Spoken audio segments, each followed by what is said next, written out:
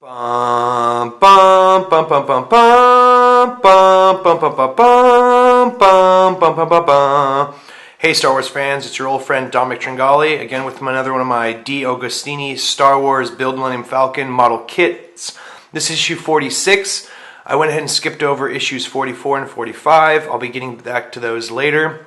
But issue 46 will actually be putting the outer hull plating onto the frame that we built over the last few issues, or last 40 issues, and get right to this thing looking more like it should, I hope.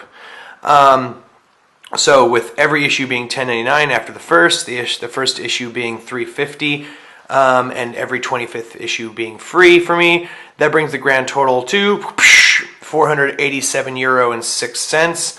Wow, this thing's getting expensive, but I digress. We're still having fun.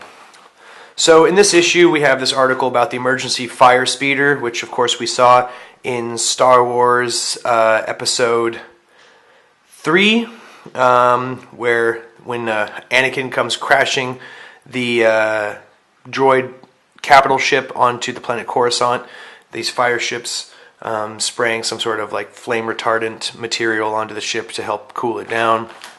Yeah, interesting stuff. Moving on, we have the actual fire speeder pilots, the crashed ship being sprayed at. Then we have this section on shield generators. This is actually shield generator article 2, so there was obviously some issues on shield generators from the previous issues. Not much there going on.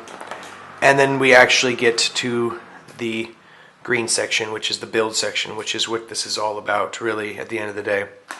So, here's bag number 46. Let's go ahead and tear this bag open and see what we find inside. So bag number 46 contained this piece, which is obviously for the turret. Then I see this bag of parts, which is to assemble the other turret. These cockpit glass pieces. This piece, which actually goes into here for the turret.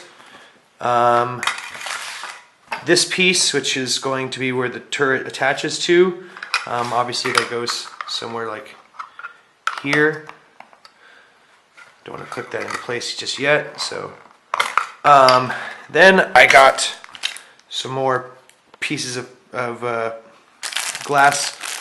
This is obviously for the original cockpit. We already assembled the replacement cockpit, which again I have no idea why I got a replacement cockpit.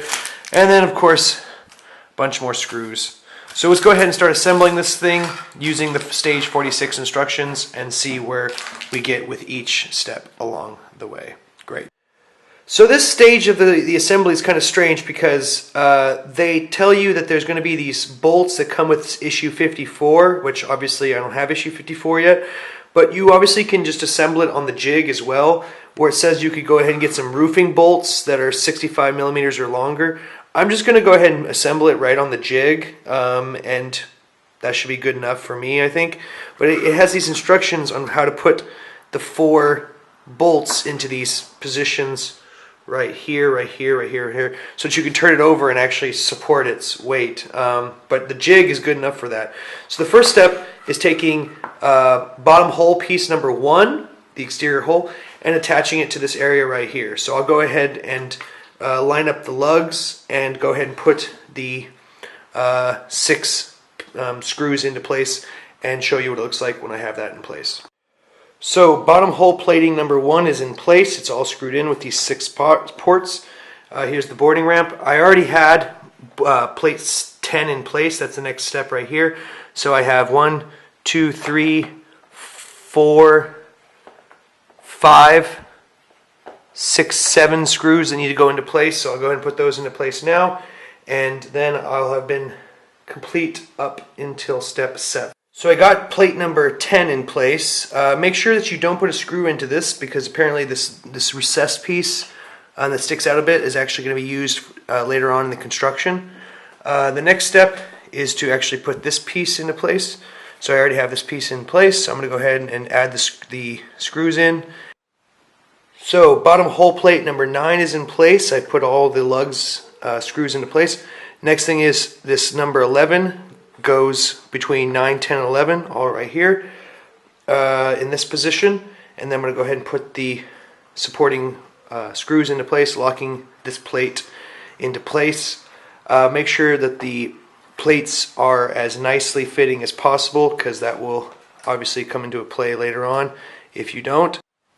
So I have plate number 11 into place. The next part is plate number 12, which goes here.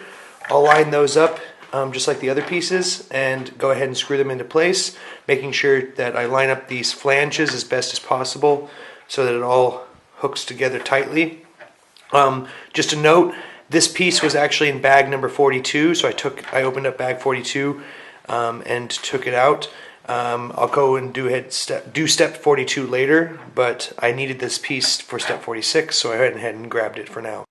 So it only takes 5 screws to actually secure part number 12 into here. You want to leave this, and this unscrewed. Sorry, these 4 unscrewed, because that recessed piece that I haven't constructed yet is going to go right there. But for right now, we leave it just as is, exposed, just like that. We could test fit the piece once we actually complete it, but for right now, we can just leave it empty. That's one of the reasons why I haven't constructed it yet, because it's not fundamental to the actual construction process. The next part is part number 8, this plating that goes right here next to part 9 and part 11. So I got the 6 slugs lined up. Now the next next step is to actually screw them into place. So I'll go ahead and show you what that looks like when I'm all finished. Alright, so I have piece number 8 in place. The next step is to put piece number 7 in this general vicinity. I'll line that up with just like the other pieces and sink them into place.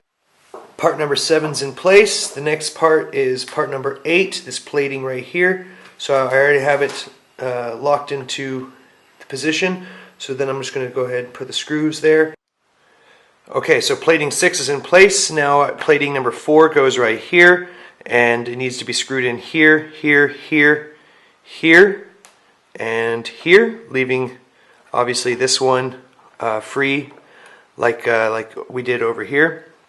So I'll go ahead and put those 5 screws in.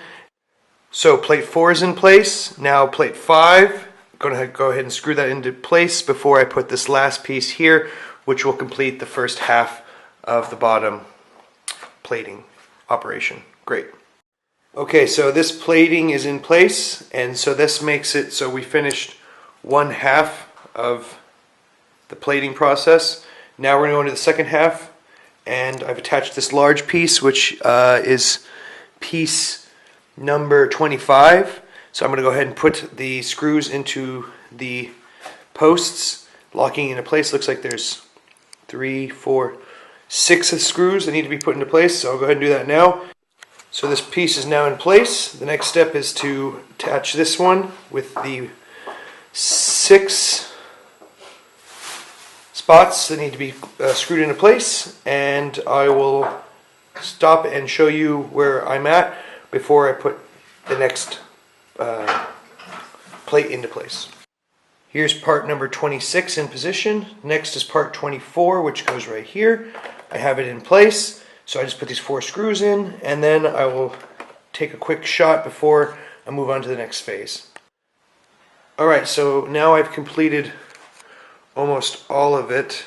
I'm just going to secure these last 3 plates in, and then I'll put the last 2 more plates in, and I'll be done completely with stage 46 construction. So let me go ahead and start all that and show you what it looks like when I get the last plates in position before I secure them into place. Great. Okay, so almost every single plate is in position. The last couple steps, I went ahead and put these 3 vector plates for the rear thrust vector plating. I have 2 more big plates, plate number 14 and plate number 15, that go here to close off the whole thing, and then I'll show you what it looks like from the other side. Alright, that was a marathon to complete. That was hands down the longest building assembly stage that I've done so far. I literally had to put every single one of these plates you're seeing into place and screw them into place. My hands are so chapped from all the screws. And I'll show you what it looks like from the other side so you get a good idea. That is the bottom half, but I don't want to leave it like that because it'll bow, so I'll leave it on the jig for now. And yeah, wow, that looks a hell of a lot better. So we'll be doing more framing, more whole pieces with the next stage, which is stage 57. So let's go ahead and talk about that before we end this video. Alright, join me for issue 47, where I'll complete the lower hull by adding a couple more plates to kind of give it depth and detail. And guys, if you haven't already, go ahead and clickety-clack that subscribe button. Hit the thumbs up button to show your love for the channel. Make sure to check out all the other previous build videos if you want to see how I got to this point. And guys, as always, may the force be with you.